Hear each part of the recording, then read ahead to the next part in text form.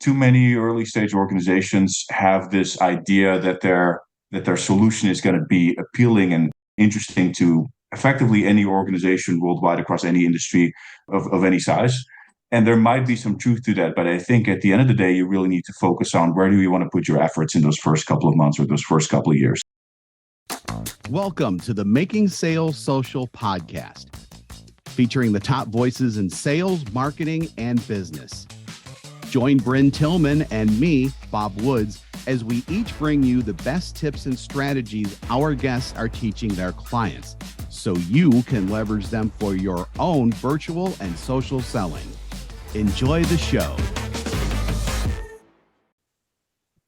Welcome back to Making Sales Social. I'm really looking forward to interviewing Nirvano Brans today. He is a visionary revenue and sales leader with a decade of experience steering high-performance global revenue operations across diverse sectors like fintech, HR tech, and professional services.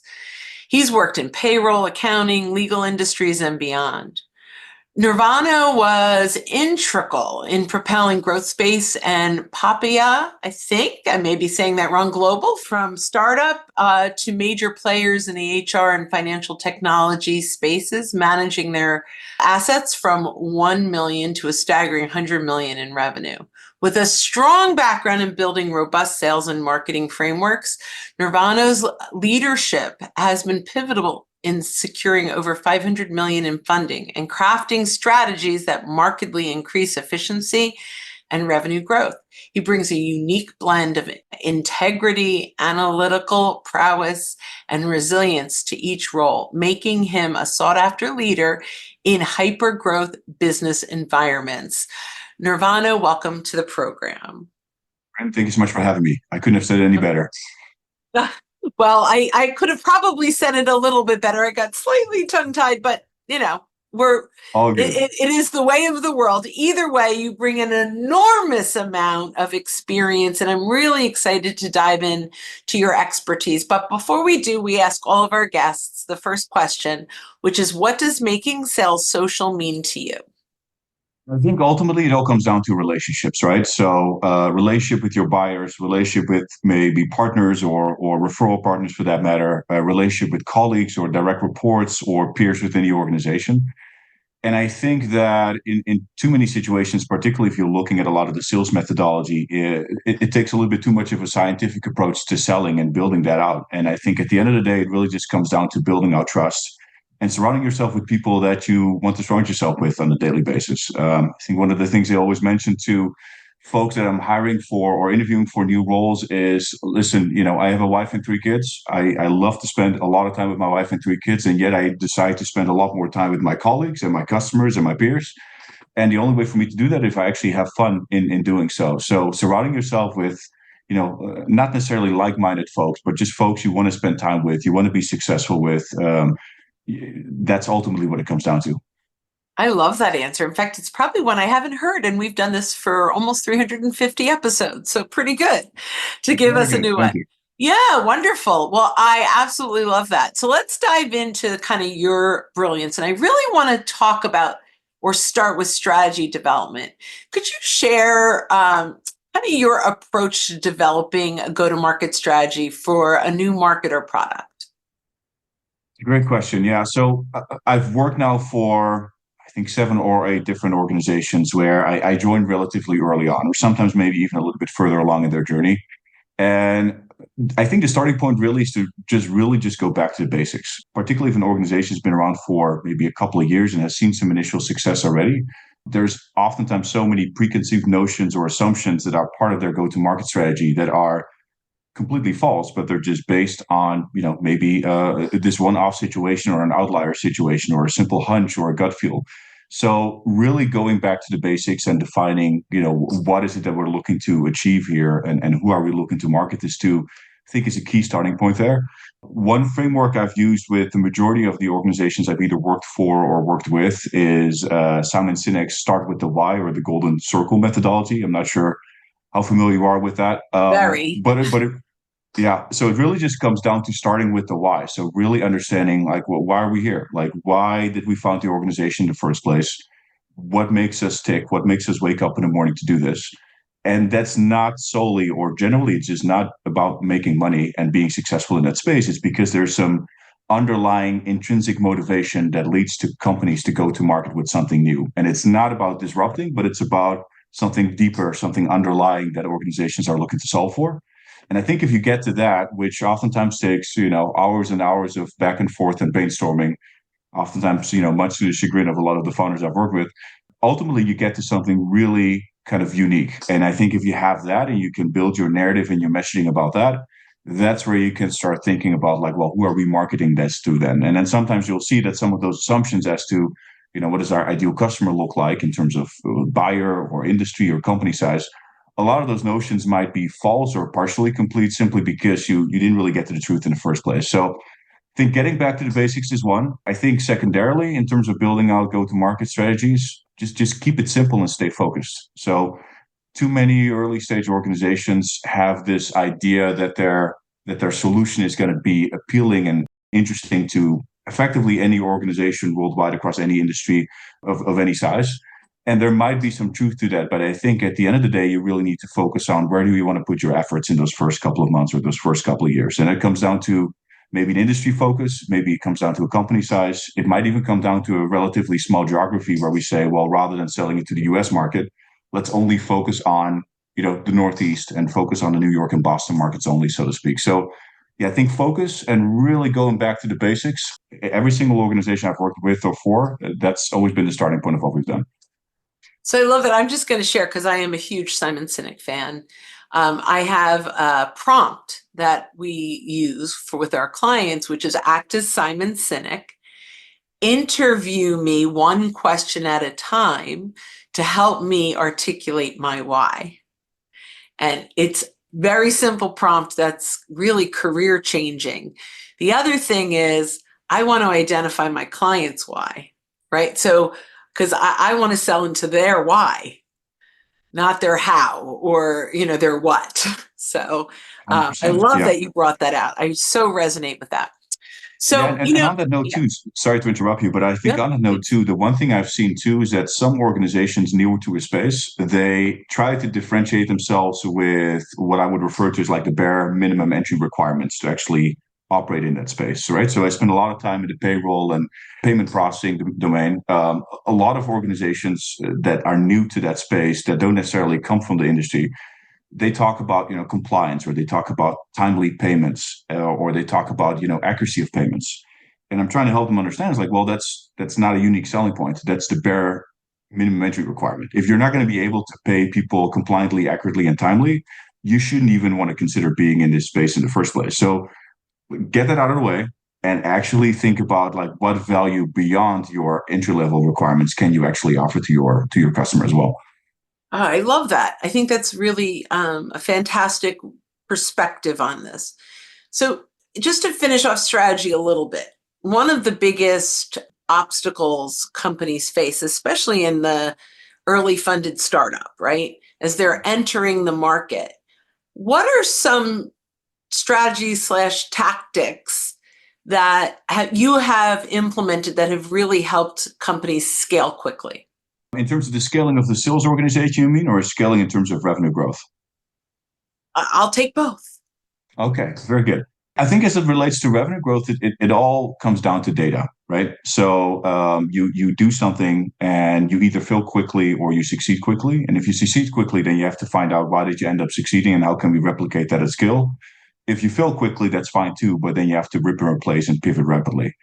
I've seen too many situations, again, sometimes based on maybe assumptions or preconceived notions, where something doesn't work and they keep on beating a dead horse. And you just keep on going in that same vicious cycle of something that doesn't work. And ultimately, 2 years later, you come to the conclusion that we wasted 2 years focusing on whether it's a geography or a buyer or an industry or whatever it may be, that's just not a good fit. Secondarily, what I've also seen is that if you do see something that succeeds, that's in some organizations that leads to a trigger where we want to double down on what works. And in some organizations that leads to a trigger where they don't want to explore other ways in which, things can work as well. And that latter is a good approach if you get the skill. So once you're a little bit bigger and you know something that works, then you want to start diversifying and finding other ways to grow and scale as well. If you're really at that early stage, you don't want to spread yourself too thin by doing that. If you find something that works, even if it's as simple as a very specific buyer within a specific industry, just go after that full court press, exhaust all of your resources or the majority of what you can do on that. Make sure you get all of it out of it as possible, and then start thinking about where we want to scale differently. And I think it's also kind of a segue into hiring strategy, particularly in the last decade. A lot of technology companies were heavily funded. Oftentimes, funding rounds were associated with just hiring a ton of people, and then afterwards thinking about what you're going to be doing with those folks. I think hiring is very similar in that sense. Like, be mindful and cautious of where do you actually want to scale. And it's a false narrative to think that if you hire 10 sellers and you slap a $2 million quote on them, then all of a sudden you're going to create $20 million worth of revenue. Like, it doesn't work that way. So I've always worked off the premise that I'd much rather drown my sellers in pipeline and then start thinking about how can we scale, rather than already start scaling and not necessarily having the pipeline or the TAM to support that. And at the end of the day, sellers are, and I can say this because I'm a sales guy. Sellers are, they're simple folks. Like, they just want to get paid a lot of money, and they want to have fun, and they want to do that in an organization where they, believe in the product. But at the end of the day, it still very much comes down to them being coin operated and being successful in that sense, and putting them into an environment where they're not able to thrive from that point of view. That's just not setting you up for success there. So, hoping that's answering your question, but those are a couple of, I think, key learnings that I've seen over the last years. It's going to take me into a different direction than I expected, but I don't know if you're familiar with Jeb Blunt and Sales Gravy and he has amazing books. I think he has 16 books. Yeah.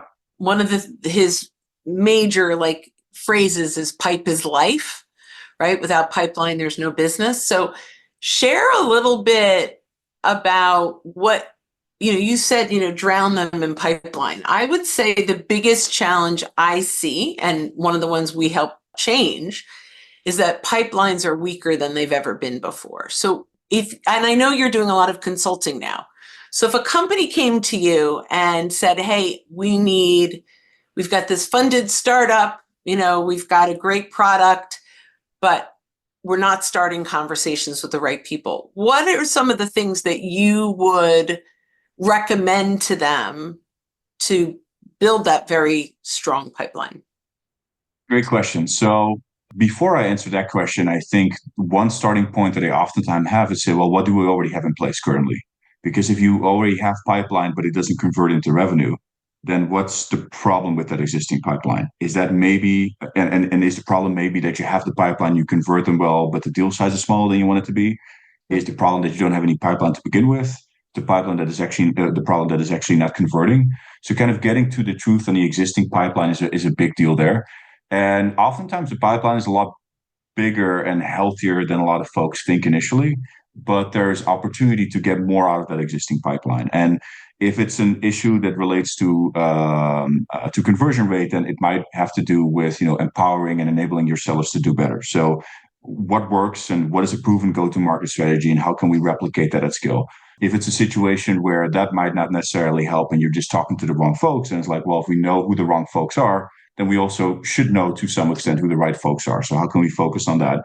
Sometimes it might be, a problem related to, the way pipeline is treated by sellers. So, the thing I said earlier, well, you want to drown people in pipeline. Sometimes drowning people in pipeline also impacts your conversion rates negatively. So you also want to see, well, are my sellers or SDRs or whoever slipping potentially? And why is that? Is that because of volume? Is it because of quality? Is it because of their ability to handle pipe? So I think there's a lot of root causes you want to look at outside of just thinking about how can we shove more into that funnel. And then secondarily, I think with those learnings, that's really where you want then want to think about, like, well, how can we get in front of those respective buyers more effectively? And it really depends on I think the industry. It really depends on what you're looking to sell. I spend a lot of time in the learning and development space. You oftentimes see that organizations are maybe not actively shopping for an L&D solution because they don't necessarily know what's out there. So then there's an educational component to it that you need to get in front of. And how do you do that? More likely through referrals or by, getting exposure in more, intimate event settings where you get in front of your ICP and you actually give an opportunity to shine, and they all of a sudden become aware of something that they didn't even know existed beforehand. I've also spent a lot of time in the payroll space where people are typically actively buying because if you're looking for a payroll solution, you're not shopping for payroll if you're not looking at buying payroll. It's not that sexy of an industry for the most part. So in that particular case, what takes that buying decision? Is that maybe because they just newly expanded into new markets, which drives them to hire more people, which drives them to find a payroll solution? Is that maybe because they're using a particular competitor that over the last couple of years started slipping? So finding critical events, finding whether or not you need to find them at a critical event or understanding whether or not you need to educate them. I think those are all elements of where you want to drive your pipeline rather than just be saying, hey, we just need to shove more, pardon my French, crap into the top of the funnel and pray to God it's going to translate. I love this. I will probably be quoting you in future podcasts, but I'm not sure if you're familiar with David Newman, who is Do It Marketing, Do It Speaking. He was actually my very first mentor once I went out on my own. And he taught me something that you kind of just talked about that leads into this, which is what are these folks doing before they know they need you? What are they searching for? What are they looking for? And the people that educate first are the ones that typically will win the deal. So I absolutely love that you're saying that, right? But one of the things it just sticks with me, and this was 12 or 13 years ago that I worked with him. I totally missed. I used to start with my solution and how I help in educating at that moment. But what he taught was that was too late already. You've got to start educating in the step before. So I thought that was interesting. If you're in a space that's disruptive, if you're trying to go and disrupt an industry that's been around for God knows how long, there's a little bit of education that you need to do up front before they realize that the space needed to be disrupted in the first place. Yeah. Love that. Really, I do. So there are a few other questions that came out of what you were talking about, and I'm going to run through kind of almost rapid fire. Sure. But, you talked about kind of where the strengths or the weaknesses are of the SDR or of, making sure that we've got the right people in the pipeline. What are some metrics or KPIs that you look at that doesn't encourage bad appointments, right? Because that's what I've seen a lot of is, SDRs are rewarded by how many appointments, but not necessarily how many good appointments. So what are some things that when you're consulting with a business and you're seeing that there's a lot of bad appointments, what's some tip or strategy that you offer your clients? Yeah, I think the one thing I always like to do is look at metrics and KPIs not in isolation, right? So if you're talking about an SDR team, then you can measure an SDR success based on, how many dials do they place, how many emails do they send out, how many meetings do they set up, how many opportunities or deals do they create from those meetings. But I think oftentimes those are kind of in isolation within what they can control and what they're doing, but it does not necessarily look at what happens afterwards. So if you have an SDR that creates a ton of deals and opportunities, but ultimately none of that converts into wins and revenue, then there could be a problem with your sales organization, which is a whole different story altogether. But there could also be a problem with what they're actually creating and what they're converting, or why they are converting in the first place. Because sometimes you see an organization that converts a little bit too easily. Hey, these people, they gave me 15 minutes of their time, so there must be something here. And I've worked with organizations where, if they don't sign on the dotted line by the end of the discovery call, then it's a disqualified opportunity, for the sake of your argument. So finding the right balance and what is your definition of qualification is key there. And I think in order for you to be able to define that, you need to look at your sales process and look at your top of funnel conversion, look at your mid funnel conversion, look at the length of the deal cycle, look at the average deal cycle. Multi-threading is a key element of that as well. I think one of the things I've particularly done in the last couple of years is inviting SDRs, for example, to not just solely focus on one individual within that organization, but multi-thread early on already and try to pull those people in early on rather than pulling them in, 2-3 weeks into the sales cycle. So like I said, in terms of metrics, I would like to pull that a little bit broader. And I think that conversion rate is obviously a key metric. Like I said, deal size, deal duration are metrics that you could be looking at as well. It could also be tied to maybe more behavioral metrics on an SDR or on an AE side. So, how long does it take for them to actually get back to a customer? How much time is there between the first call and the second call? Are they, if you do your call listening, are they setting up meetings in the first call, or are they keeping it open-ended and then they follow up at the meeting? So looking at some of those behavioral metrics or behavioral, aspects, and then kind of, which are sometimes they're very quantifiable. Sometimes, you have to use a little bit of gut feel for that. I think that's ultimately the way to look at metrics and KPIs.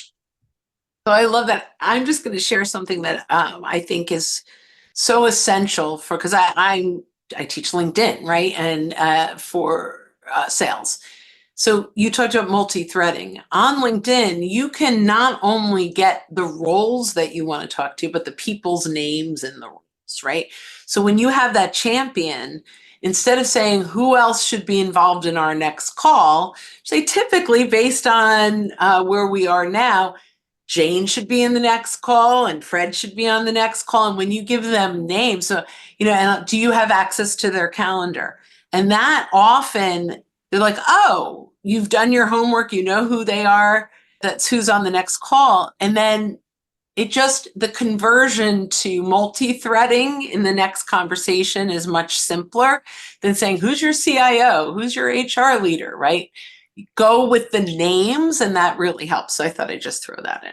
Oh, that's great. Yeah. And I also think that a lot of AEs I've worked with, they are hesitant to ask for more stakeholders because they somehow feel that they're insulting whoever they're working with. Whereas the reality is that as a buyer, if you are actually keen on buying this solution, you don't want to buy it in a vacuum. You want other people to get equally excited about it.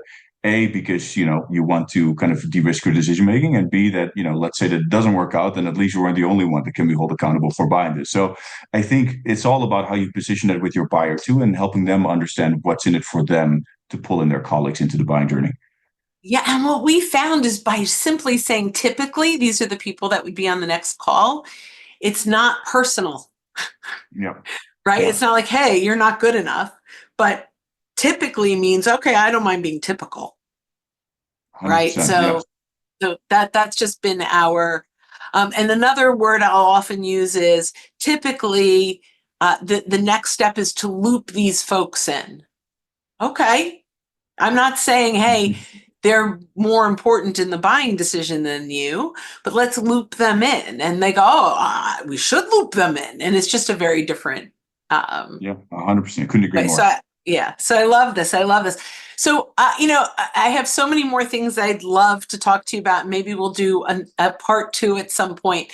But one of the biggest challenges, I want to end with my question here, and then I have my 2 last questions I always ask. But one of the biggest challenges that my clients face is hiring good people fast. And there's a company called Closer.io that's very good at recruiting salespeople, but not all startups can afford to have a recruiting company working for them, right? So what are some of the things you recommend to these newly funded startups that you're consulting with when it comes to hiring good people the first time? It's a great question. It's a tough question too, because particularly hiring sales folks, I mean, that's what they do for a living, right? Selling something. So selling themselves. If you find candidates that are not capable of selling themselves, then you know for a fact that they're not going to work out. So it's a very tricky one. I think if you are relatively early on in your journey, or you're newly founded, or you're really looking at scaling rapidly, I think one thing I have always found to be incredibly helpful is to find people that really and I'm saying this like truly want to be part of the journey. They really believe in the solution. They believe in selling it. They believe in the success of the organization. They want to see it become successful, and they're able to somehow see themselves as a piece of that puzzle. But it's not just about them. I mentioned earlier, salespeople are coin operated, and yes, they are. But the best salespeople I've worked with, they are coin operated. But that wasn't the only reason why they stuck around. The reason why they stuck around is because they wanted to truly win as a company, as a team. They wanted to be part of that, winning journey. They wanted to liberate all of the competitors out there. So I think that is something that you can, to some extent, detect as part of the sales process. I mean, enthusiasm is difficult to fake. If people are genuinely enthusiastic and excited about something, then you'll pick up on that quickly. And I think also just really understanding, well, what are they looking to achieve in the next couple of years to come? So where I've personally found to be most successful in hiring sellers or AEs in kind of that growth journey is those folks that are kind of at the cusp of wanting to move into a new role, but aren't sure that they're not quite there yet. So SDRs that are still a year away from being an SDR before they become an AE, or senior AEs who are just 1 or 2 years away from becoming a team leader, a manager, or whatever it may be, or managers who want to become VPs, but know that they can't quite do it yet, but they want to do that. And I think in a hypergrowth startup environment, the beauty is that you hire 5 people now, and in 5 years, it could be 90. So there's tremendous growth opportunity there. So you want to hire those folks that want to be part of the growth journey, that want to become one of those VPs in maybe 3-4 years from now. And I think for that matter, you can also start seeing that they will start producing, they'll be engaged, they'll be committed, they'll want to be part of that. So I'm not saying it's a foolproof method, but I think particularly in that startup scale-up environment, the cultural aspect and the intrinsic motivation is a big part of successful hiring. Love that. That's awesome. Well, this has been absolutely phenomenal content. And I know that our listeners that are in that hyper growth startup mode, particularly, newly funded, could probably benefit from talking with you. But before we get your information and how people can get in touch with you, my last question is, what question did I not ask you that I should have? Great question. It's a tough one. Let's maybe do that as an extension of your last question. So your last question was more so about like hiring profiles and all that. So I've worked with a lot of, great sellers, great sales leaders in the last, 15 odd years. I've actually, to this day, I'm still mentoring some of them here and there, and just, or just catch up with people just to kind of give them some tips and tricks on what to do and what not to do. And, it may or may not work, but whatever.